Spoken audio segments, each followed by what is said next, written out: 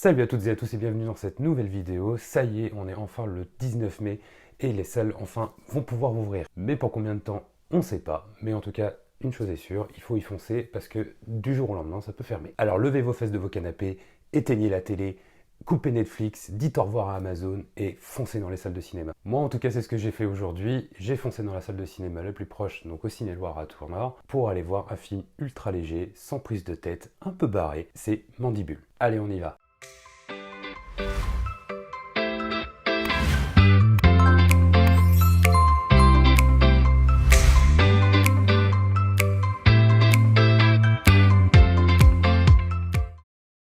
Avant de parler du film, parlons de la situation actuelle. Effectivement, depuis plus de 300 jours, les cinémas sont fermés. Et comment vous dire que les jours et semaines qui arrivent vont être un sacré bordel. Par exemple, rien que sur l'année 2020, plus de 200 films français n'ont pas réussi à avoir une date de sortie, du coup, par rapport aux fermetures de cinéma.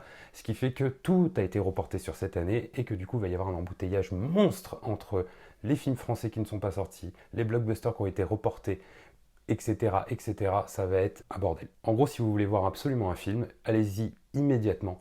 Parce qu'en gros, si le film ne fonctionne pas la première semaine d'exploitation, il sera éjecté pour être remplacé par un autre. Donc en gros, si tu t'appelles pas Les Tuches 4 ou Qu'est-ce qu'on a tous fait au bon Dieu, c'est mort d'avance. C'est aussi pour ça que j'ai voulu aller voir Mandibule aujourd'hui. Pour une fois, être un peu plus curieux, découvrir un autre cinéma que je ne connais pas, celui de Quentin Dupieux, et de donner sa chance. Donc Mandibule est un film français réalisé par Quentin Dupieux que vous pouvez aussi connaître dans le monde de l'électro sous le nom de Mister Oiseau. Quoi? Vous connaissez pas Mister Oiseau? Attendez.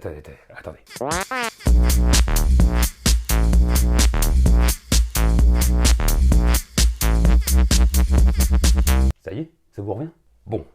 Revenons au film. Donc Mandibule est son 9e film. Bon, je vais pas tous vous les énumérer, mais Quentin Dupieux a réalisé Steak en 2007 avec Eric et Ramsey, Rubber en 2010 où on suit l'épopée d'un pneu tueur en série, oui, vous avez bien entendu. Réalité en 2014 avec l'excellent Alain Chabat où il doit trouver le meilleur cri d'horreur de tous les temps pour pouvoir réaliser son film. Oui, vous avez encore bien entendu. Et Le Dain en 2019 avec Jean Dujardin où il tombe amoureux de sa veste en daim. Non, attendez, restez, vous allez voir, c'est très bien après. Et enfin en 2021 sort Mandibule où l'on suit l'histoire de deux potes, un peu simples d'esprit, pour pas dire con, qui trouvent dans un coffre de voiture une mouche géante et décident de l'apprivoiser pour gagner de l'argent, devenir riche quoi. Ce qu'il faut savoir avec les films de Quentin Dupieux, c'est que le pitch de ces films ne sont là que pour mettre en place l'histoire de base et mettre en avant le côté grotesque, qui est l'élément central du film dans notre cas aujourd'hui. La mouche géante, qui est trop mignonne d'ailleurs. Autre élément aussi du cinéma de Quentin Dupieux, c'est que ces films ne durent jamais très longtemps. Par exemple, Mandibule dure 1h17,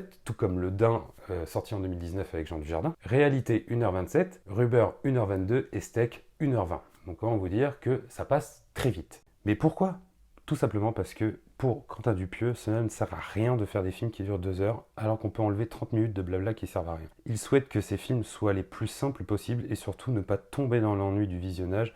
En gros, que le spectateur ne décroche pas du film. Et il a bien raison. Et donc, du coup, Mandibule, ça donne quoi? Alors déjà, c'est pas le film de l'année, mais je vais m'expliquer. Déjà, au niveau du casting, on a 2 acteurs que vous connaissez très bien, qui sont les gars du Palmachot, David Marsay et Grégoire Ludig, qui jouent les rôles de Jean-Gab et Manu. Quentin Dupieux a écrit ces 2 rôles pour eux. Et comme ils l'ont déjà montré plus d'une fois dans le Palmachot, jouer les demeurés, ils savent le faire très très bien. Il s'est entouré aussi d'Adèle Exarchopoulos, qui s'est fait connaître avec le film La vie d'Adèle et qui joue ici une folle qui ne peut que parler très fort suite à un accident de ski. Vous avez aussi Roméo Elvis et Dave Chapman qui est le marionnettiste de la mouche géante et qui d'ailleurs a été le marionnettiste de BB-8 dans la dernière trilogie Star Wars. Parce que oui, la mouche géante est une marionnette. Quentin Dupieux ne voulait surtout pas d'effets spéciaux à tout bout de champ, donc la mouche en question est une marionnette. Après les pattes ont été rajoutées justement, en effets spéciaux effectivement, mais il voulait surtout que le jeu d'acteur soit authentique et qu'en gros, la mouche soit présente devant les acteurs. Pour ce qui est de la mise en scène, il n'y a rien de dingue. C'est une comédie simple qui se prend pas la tête. Il n'y a pas de plan de dingue, etc., etc. Par contre, la photo est vraiment très belle. Ça fait ressortir toutes les couleurs pastel du paysage provençal, parce que ça a été tourné dans le sud de la France. Et surtout aussi, il y a un petit grain qui fait qu'on a l'impression que ça se passe dans les années 80 alors que c'est de nos jours. Et ça, je trouve ça super chouette. D'ailleurs, on s'attache très vite aussi au duo Jean-Gab et Manu, tellement que le rôle leur colle à la peau. Tellement bien qu'ils ont été récompensés au Festival international du film en Catalogne, dans la catégorie meilleur acteur. Et bien sûr, la mouche géante qui, malgré son aspect répugnant et anormal, est tellement attachante qu'on a envie que le dressage fonctionne. Mention spéciale aussi à Adèle Exarchopoulos, qui joue à merveille. Je vais pas vous spoiler, mais il y a des situations dans lesquelles son personnage se retrouve où elle joue la cinglée à merveille. Vas-y, ça m'intéresse. Dis-moi alors, du coup, quand est-ce que je peux commencer à manger? Bah ok. Tout le monde connaît la règle, mais on va la répéter pour les petits nouveaux qui savent rien.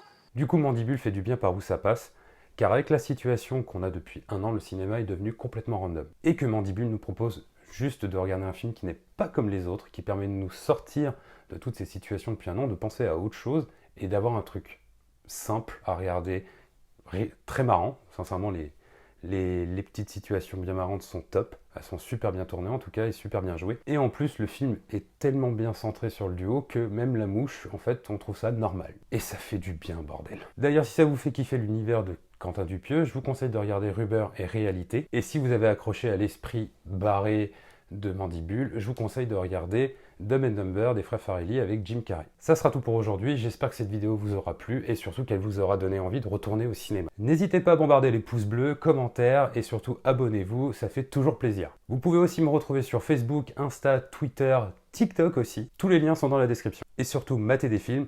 Ciao!